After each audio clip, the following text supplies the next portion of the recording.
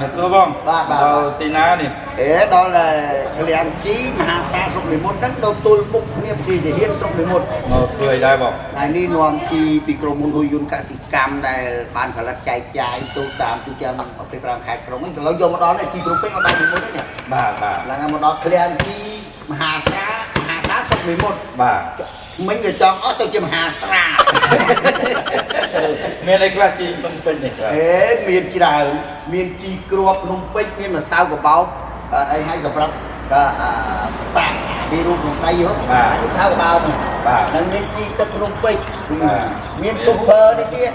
វាអាម្ដង1លីត្រវា5លីត្រតាមតម្រូវការបងប្អូនយើងជាកសិករในប្រព័ន្ធរបស់កសិកម្មហ្នឹងណាបាទថ្ងៃយើងស្រុកនេះគឺរមងកសិកម្មពីច្រើនជាងស្រុកណា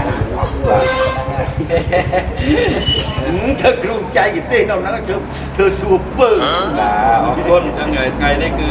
កសិកម្មបាទមហាសាស្រុកនិមុតយើងមានជីសម្រាប់ប្រើដល់ប្រជាកសិករយើងបាទនៅក្នុងស្រុកនិមុតតតែម្ដងអាចមករកទិញនៅឃ្លាំងមហាសានេះបានបាទមានជីគ្រាប់សម្រាប់បាច់យកត្រង់បានមានម្សៅកបោបាទនៅតាមរដូវភ្លៀងគឺបាច់ប្រសាទបាទជាតិពុលជាតិអាស៊ីតបង្កឲ្យដំណាំយើងខូចបាទពិសេសបាទស្រូវគល់ជាមួយនឹងជីស៊ូពើរ៉ូទ័រដែលមានបញ្ហាទៅលើខ្សាច់បាទបែបបង្កជាមួយនឹងបាទជីទឹកដែលជួយទៅដល់ដំណាំរបស់យើងអាចបាទលូតលាស់ឬបង្កើនផលឲ្យប្រសើរឡើងបាទឃ្លាំងមហាសាมันមានតែជីភ្នំពេញទេបាទមានជីថ្នាំកសិកម្មជាច្រើនបាទពុកម៉ែបងប្អូនអាចមកបាទប្រើសេវាកម្មនៅទីនេះពិសេសបំផុតឃ្លាំងមហាសាគឺជួយពុកម៉ែបងប្អូនគឺបច្ចេកទេសបាទបច្ចេកទេសក្រុមបច្ចេកទេសចុះទៅដល់ចំការបាទថែទាំព្រៀនដំណាំម្រេចដំណាំកស៊ូចន្ទទីជាដើមបាទអាចមកទាក់ទងនៅទីនេះបាទអ្វីដែលពិសេសមួយទៀតខ្ញុំដឹងបាទដឹងច្បាស់ពីម្ចាស់ឃ្លាំងនេះបាទម្ចាស់ឃ្លាំងជីមហាសានៅក្នុងមុខហ្នឹងបាទទិញផលិតផលពីបងប្អូនទៅវិញបានផ្លែទៅរៀនទិញទៅរៀនបានម្រេចទិញម្រេច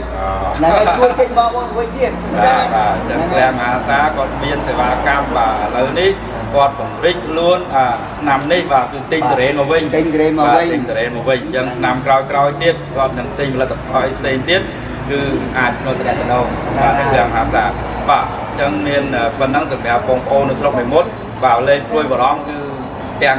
បច្ចេកទេសបាទទាំងជីឆ្នាំមកដល់ស្រុកនិមុតបំរើសេវាកម្មនៅឃ្លាំងមហាសានេះតតែម្ដងបាទតែបើទៅពេញបើតែរត់តាក់ទងគ្រូបច្ចេកទេសឯណាឃើញតាមលេខទូរស័ព្ទនេះ